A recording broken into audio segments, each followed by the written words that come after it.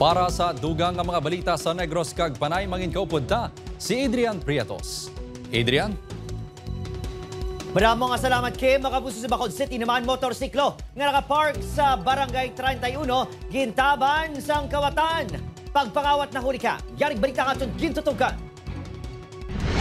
Sa sining CCTV footage ng kuwas ang tinilikdan niya June 8 sang hapon, makita ang isa ka lalaki nga nakaputi nga sando, naka-backpack kag nakakalo nga nagapakadto balik sa tubang sa nakaparadang motorsiklo sa dalan Napoleon Gonzaga sa Barangay 31, Bacolod City. Nagapanilag pa ini tubtob nga nagpalapit na sa motorsiklo. Matiun-tiun pa, ginsakyan na sini motorsiklo kag Gintaban.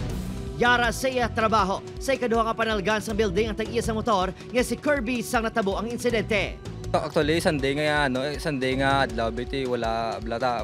Why open na iba yung block eh. Kami lang gid kay may ginahinga gawang obra. Pero may kita kabilin, kung doon na tsimpuan lang nabilin ko lang kitang yabe ko na timingan gid naglabay man sa. Grab gid na lang opportunity.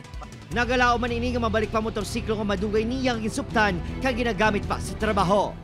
Sentimental value na kay siyempre dugay na bala sa mo na. Ginreport ng insidente sa kapulisan kag ginatipon pa ang dugang ebidensya agon matumod ang lalaki sa CCTV footage.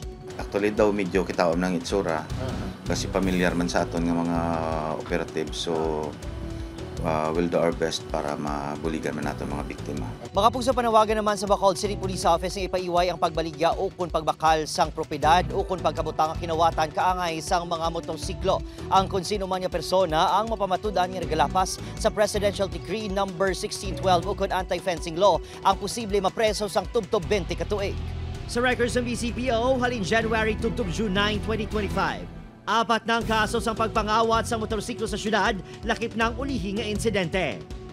Opo, Kiril Gasilio, Adrian Prietos, 1 Western Visayas.